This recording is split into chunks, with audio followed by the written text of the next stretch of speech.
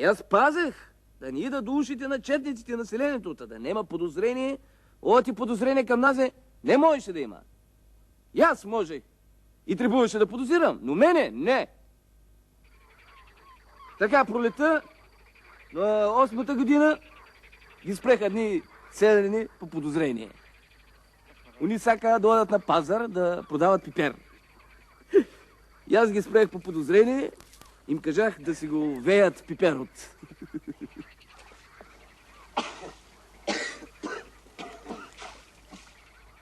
Още ли си го веме пиперот, господине?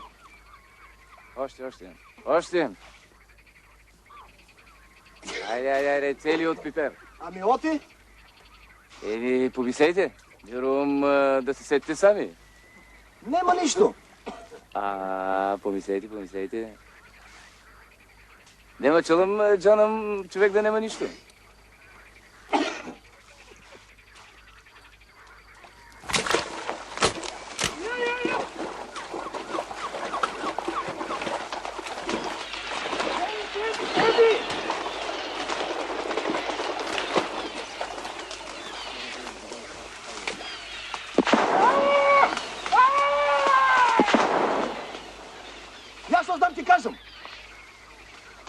Ти кажем.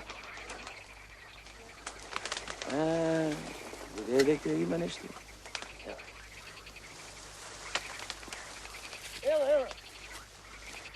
Ей, кажи.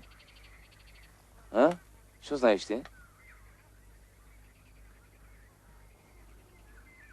Този Николо, Николо, ти оти взе откуп агърлък за Керкаси, кога я женише. Много пари вземал. От татко му на момчето откуп за Керкаси. Откуп. Агърлък. Венчанина. Верно е това, Николо? Верно. Ти взева откуп за Керкаси? Вземах. Колко? Къде 15 лири. Оти. Така? Не си чул за моята заповед да не се взева откуп? Не съм чул. Не си? Не съм. Що да го правим това? Добре, що да го правим това? Да се глоби. Да се отепа.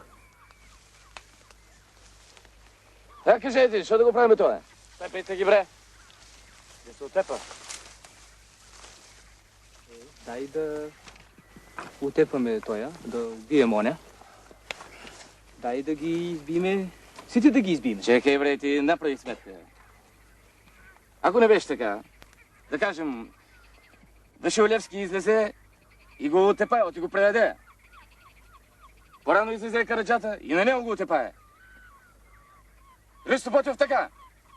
Аджи Димитър така. Гоци Делчев също така. Ние сега на така и на така. Клетва има дадено. Кой има клетва дадено?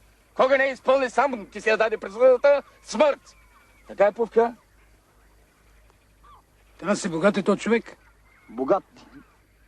Голакот го викат. Никола Голакот. Ама много богат. Ако днеска пустим то богатият, утре друг нема да изпълни. То другият ке биде беден. Зато богатият да си оди поредът и толкова. Пувка, Танасе, ешо ви нема на вас по целия свет.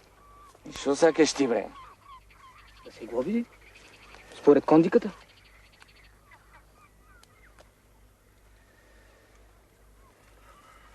Утре вечер 100 лири пари. Детето тук. 100 лири пари утре вечер тук. Не утре вечер, не другата вечер, третата вечер. Един ден трябва да одам до там. Другият ден пари трябва да търсям. Третият ден тук да се вратам. 3 дена ке чекаш.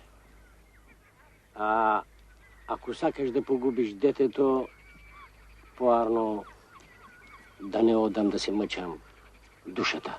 Арно, нема. Айде, бегай. Пущайте ми мене.